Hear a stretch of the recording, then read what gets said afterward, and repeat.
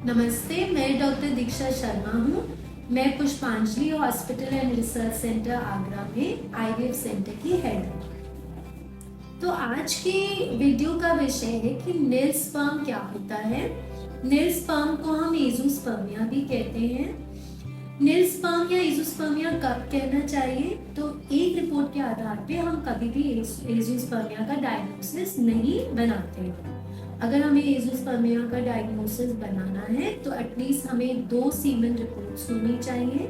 जो सीमेन सैंपल है उसको सेंट्रीफ्यूग अगर 15 से 20 मिनट तक हाई ग्रेड सेंट्रीफ्यूगेशन करने के बाद भी कोई भी स्पर्म्स नहीं दिखाई दे रहे हैं तो हम कह सकते हैं कि जो पुरुष है उन्हें एजोस्पर्मिया है। तो एजोस्पर्मिया के क्या प्रकार होते हैं? एजोस्पर्मिया नॉन ऑब्स्ट्रक्टिव एजोस्पर्मिया और ऑब्स्ट्रक्टिव एजोस्पर्मिया में विभाजित किया जा सकता है।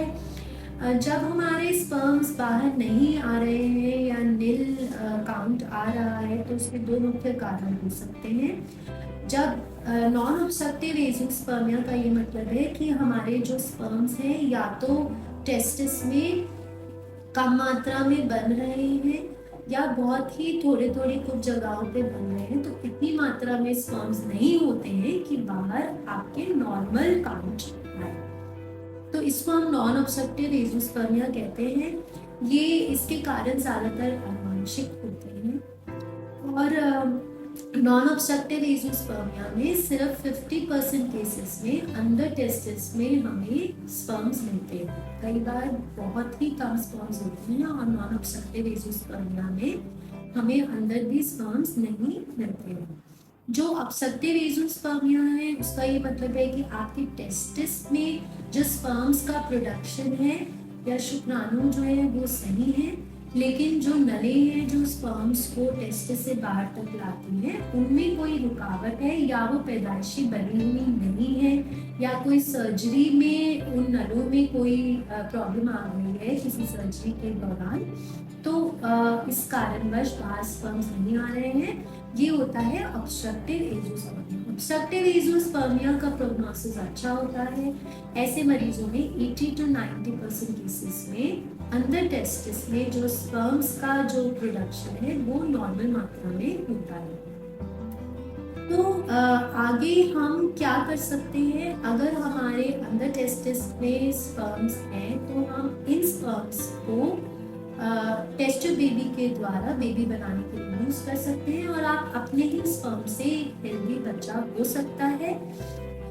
इसको हम टीजा इक्सी कहते हैं या टेस्टिकुलर स्पर्म एस्पिरेशन इक्सी। टीजा होता है कि हम टेस्टिस से स्पर्म्स निकालने की प्रक्रिया को टीजा कहते हैं और ऐसे स्पर्म्स को हम नॉर्मली आईवीएफ नहीं कर सकते हैं। इनको हमें इंजेक्शन द्वारा एग में डालना पड़ता है जिसे हम इक्सी कहते हैं। तो कैसे जाने कि आपके केस में टीजा इक्सी हो सकती है या नहीं? जैसे मैंने कहा कि 80-90% ऑब्स्ट्रक्टिव एजोस्पर्मिया वाले पेशेंट्स में टीजा इक्सी हो सकती है क्योंकि उनमें स्पर्म्स अच्छे मिलते हैं और 50% नॉन ऑब्स्ट्रक्टिव एजोस्पर्मिया वाले पेशेंट्स में हमें स्पर्म्स मिल सकते हैं और हम उन्हें टीजा इक्सी और आप अपने बेबी अपने स्पर्म से बना सकते हैं। कुछ टेस्ट हमें ये गाइड करने के लिए हम कराते हैं कि ऑब्स्ट्रक्टिव वाला केस है या नॉन ऑब्स्ट्रक्टिव वाला केस है, जिसमें एक आपका यूरोलॉजिस्ट या एंड्रोलॉजिस्ट द्वारा चेकअप होना चाहिए कि आपके टेस्टिस का साइज क्या है, क्या आपकी जो नले हैं जिसको हम वास डेफरेंस और सेमिनल वेसिकल्स बोलते हैं वो बनी हुई है कि नहीं बनी हुई है। एक हार्मोन्स की जांच, सीरम एफएसएच या फॉलिकल स्टिमुलेटिंग हार्मोन और टेस्टोस्टेरोन का लेवल कराया जाता है।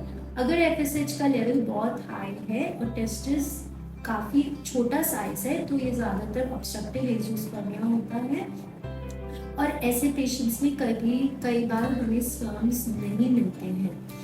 अगर आपके अल्ट्रासाउंड स्क्रोटम की भी कई बार राय दी जा सकती है या ट्रांसरेक्टल अल्ट्रासाउंड, और इसमें अगर पैदाइशी आपकी जो दिख रहा है कि वास डेफरेंस और सेमिनल वेसिकल्स नहीं बनी हुई है तो फिर ये आपका ऑब्स्ट्रक्टिव एजोस्पर्मिया का केस है और आप टीजा इक्सी के लिए एक कैंडिडेट हो सकते हैं। अगर फ्रक्टोज एब्सेंट है या जो वॉल्यूम है सीमेन सैंपल की वो बहुत कम है तो वो भी ऑब्स्ट्रक्टिव एजोस्पर्मिया की तरफ संकेत देता है। हम जब एक डायग्नोसिस बना लेते हैं कि ऑब्स्ट्रक्टिव एज़ोस्पर्मिया है या नॉन ऑब्स्ट्रक्टिव एज़ोस्पर्मिया, तो कुछ स्पेशल जांचें आपकी करानी ज़रूरी होती हैं आईवीएफ साइकिल या ICSI साइकिल से पहले।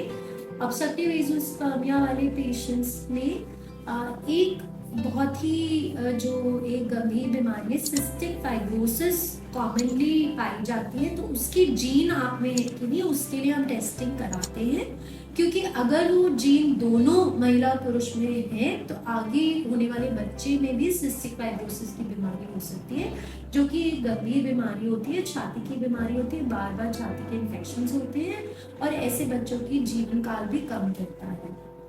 अगर नॉन ऑब्स्ट्रक्टिव एज़ोस्पर्मिया का केस है तब भी कुछ अनुवांशिक जांचों की राय दी जाती है, जो कि होती है कैरोटाइपिंग और वाई क्रोमोसोम माइक्रोडिलीशन।